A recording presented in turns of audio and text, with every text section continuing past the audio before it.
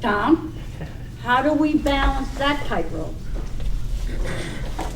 And then we hear from the audience. Yes. 24 years ago when I was running for office, I told the group in this building in a fight over the business versus the economy argument that theoretically exists, that I was an environmentalist, and if they didn't like him, they should vote for the other guy. Now I get to come back again and argue that we need to be building housing, and we need to be building housing for those people who are here now and literally cannot afford to live here. In 2001, the median price of a house, and this is from Suffolk Research, was $400,000 in East Hampton. In 2010, with the big drop in the real estate market, it's $945,000. Now, if you're working in this community, and you're working in a deli, or you're working in an insurance office, how do you afford to buy a house at a median price of $945,000? Unless there has been town money invested into that. And I will get into that in a minute. Even in what might be described as the cheaper section of East Hampton, which is 11937 Not in the Village, it's $721,000 now, up from 2001, $342,000. So the program with the most money is the CPF money, and that money is pursuing land.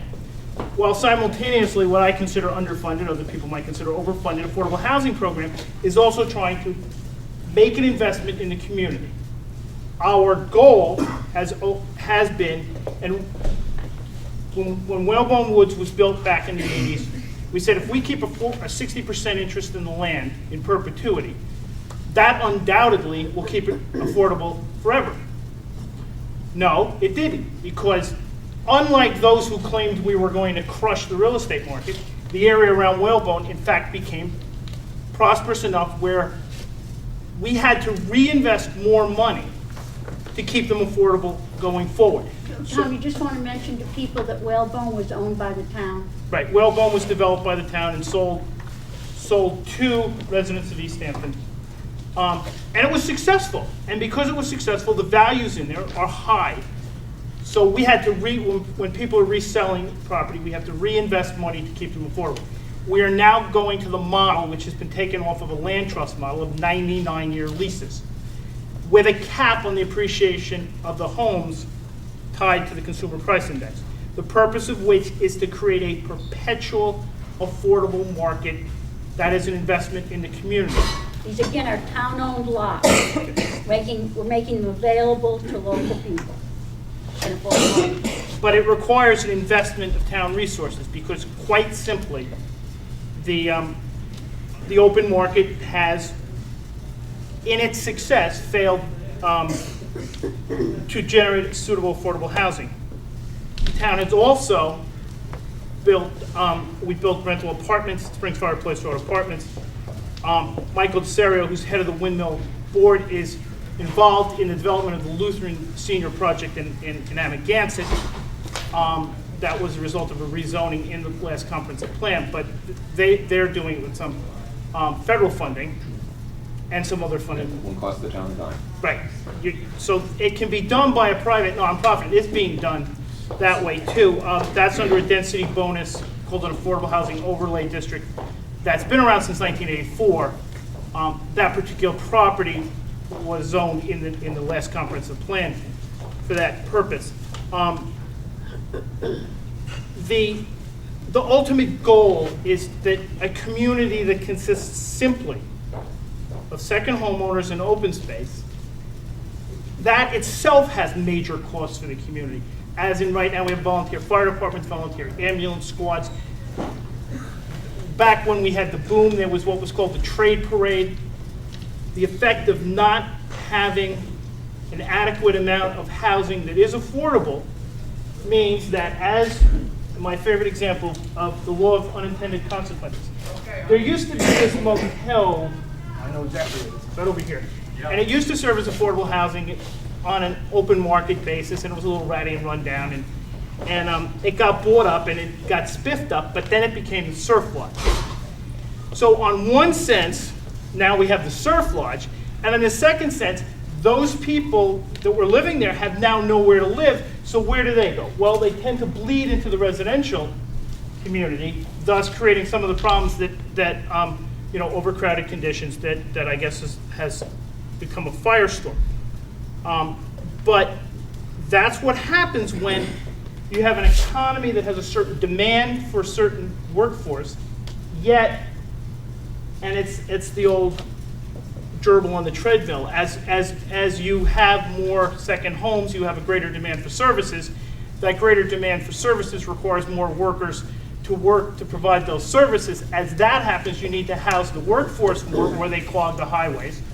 And we're still playing catch up because, to be perfectly honest, as you buy land, it becomes more attractive. That's increased real estate prices, which is wonderful for me and Amy because we own both our houses. But for those people that do not own their houses, it is a challenge to survive in East Hampton. And it basically manifests itself at this point in three problems. I have over 200 people on my waiting list for rental assistance. We have over 100 people on the list for to buy affordable housing. And my office, which happens to be a certified housing counseling agency, is dealing with the foreclosure problem of the people who overreached because the only way they could, at a time when we had cheap money, or the bubble that was financed by cheap money, people were getting loans. Oh, well, I can get you a loan. But they couldn't really afford that loan. But they were trying on their own to buy a house. And now as the market slowed and some of those loans, people have not been able to pay them. So now we have a mortgage. Our office has seen a dramatic rise in the counseling clients we do for trying to work out their mortgages.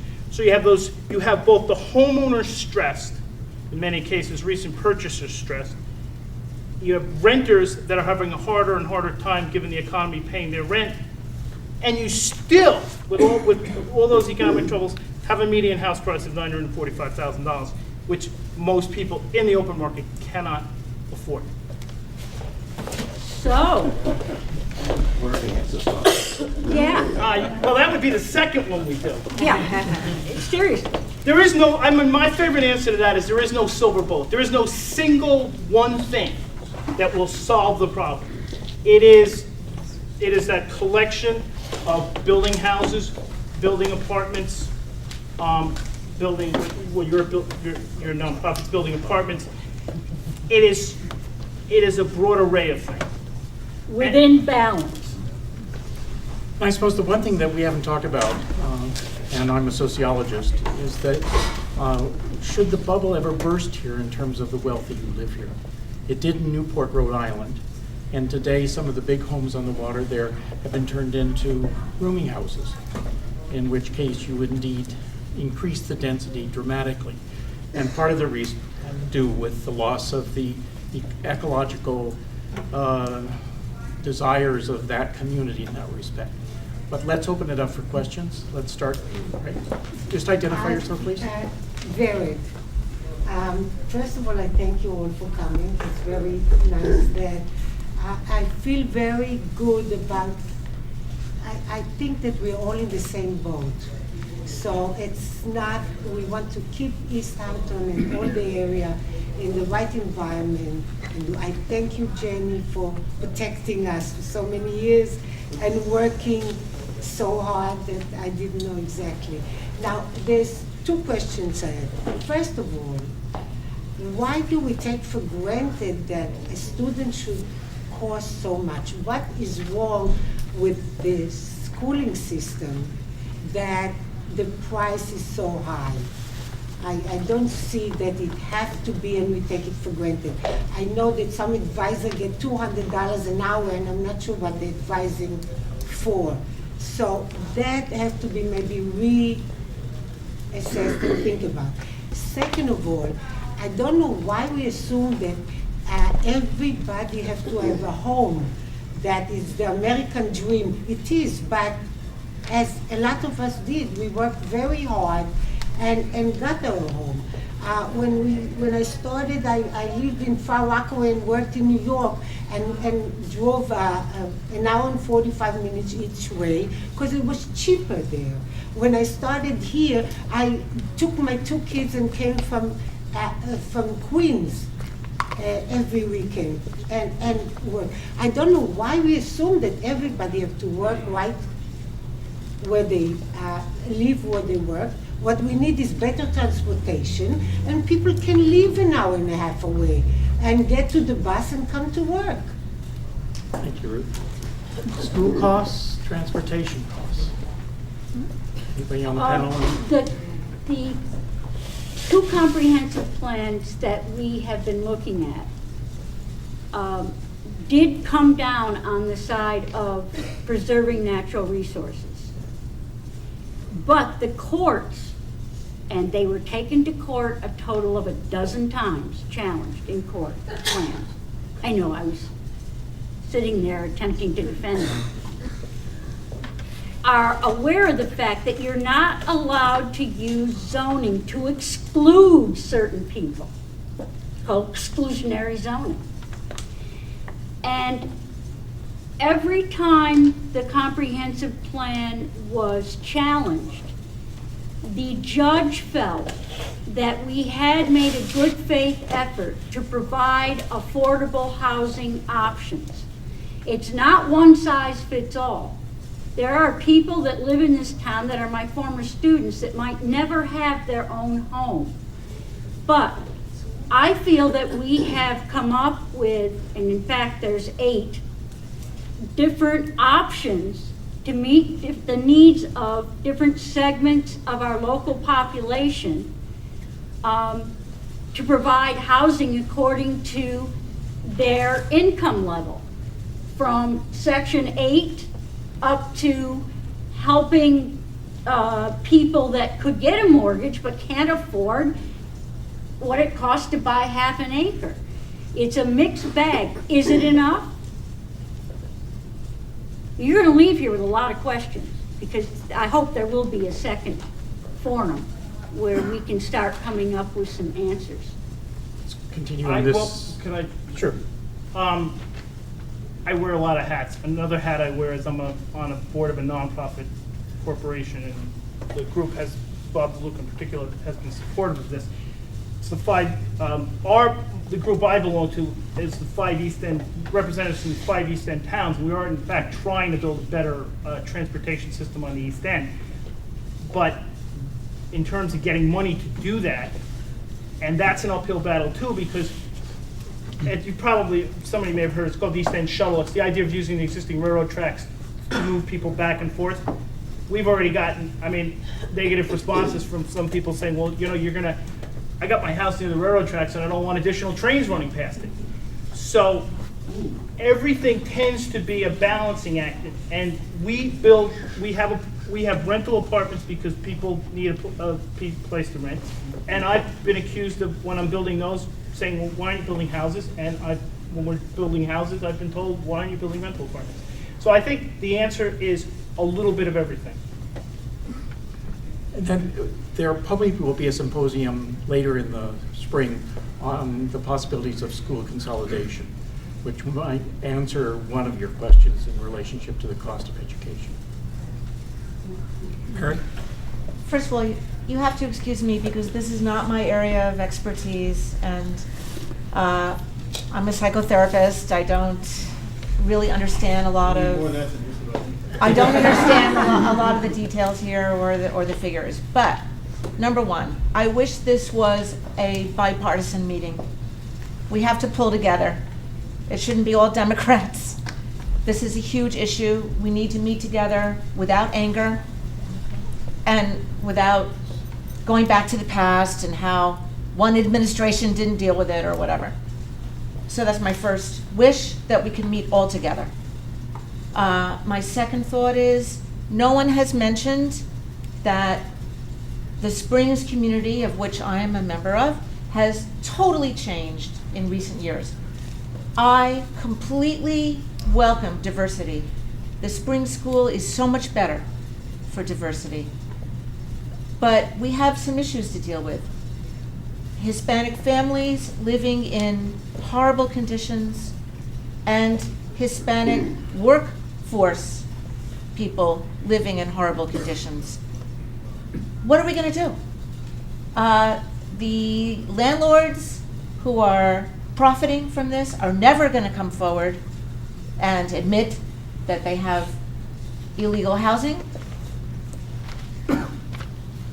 Tom, what are we going to do? We need affordable housing. It's not going to happen in Springs. I love that we have open space, but as a community, we have diversity. We have huge numbers of people that work hard and who are living here and who will stay here, I hope, besides all our local kids who we want to have housing. What are we going to do? How can we work together with this issue without making it partisan, without blaming one another? And why aren't Republicans here, and why are not Hispanics here today? Also, As someone who organized this, frankly, yeah. I didn't want to bring this up because I didn't want to appear again to look like we're reinforcing a schism. But I went to the town board and announced this twice and invited the entire town board. Julia was here, and I did it twice. I asked Teresa specifically because she is the liaison of planning and zoning and had come up with an accessory apartment, not affordable, but idea for housing, and we are talking about housing. I invited members of the Business Alliance. I invited people from Montauk, because that's a whole another mindset. I invited people, in fact, they got in touch with me, Group for Good Government, and it's their choice. I don't know if you're aware of the financial forums that we had, which were really bipartisan. In fact, Bonnie Bistrian was part of it. Now, Bonnie was going to come, but she's had foot surgery. I mean, people do have lives. But I'm sure that there are some people that would look at this and say, it's the same old Democrats, or this is one-sided, you're a bunch of tree huggers. It was my hope that this would be like those Sunday morning talk shows that are roundtables, that we talk with each other and not at each other. And all I could do is extend the invitation. I respect their reasons because I have to, but that was not the intent. And I do thank the people that have taken their Saturday here to be with us. And I'm not going to apologize for the fact that I don't even know what some of the people are registered, but I'm not going to apologize for the fact that they're here because they represent 108 years of planning. No, I appreciate it. Well, But we're still not mentioning workforce housing, you've raised which is, the elephant in the room, which is what nobody wants to talk about, which is the changing demographics. I mean, that's right. in 2000 census in Montauk, more than a quarter of Montauk was born in a foreign country, according to the census. Now that's what, And I like that. and a lot of the programs I run, particularly Section 8 rental assistance program, you have to be legal. Now, there's a complicated definition of what that is. So, and that's a federally funded program, and that's a mandated requirement, and I have the ability to run INS, and I've run INS background checks on everybody. And I was once accused by the Independent of not knowing there were illegal aliens in East Hampton, and what I actually said was, I don't know who they are because I can't help them, but we know they're out there, and we know that they're in many cases, those who are not legally here, or however you want to phrase that, are the ones living in some of the most deplorable conditions you'd ever want to see in your life. And it amazes me that in a town this wealthy, and in a county this wealthy, in a state this wealthy, in a country this wealthy, that there's people living like that. And I don't want to sound like a buck passer, but until the feds figure out a way to fix the immigration issue, and either create a path to legalization or some other answer, we're always going to be stuck with the people that are falling through the cracks because they're not going to come forward because they're not potentially have status in the country, and they're not eligible for a lot of the programs that are out there because they don't have eligible status, but they're doing work for us and they're That's right. part of our community, and they're here, and that's the 2,000 pound, that's what nobody wants to really talk about, and that's a big issue.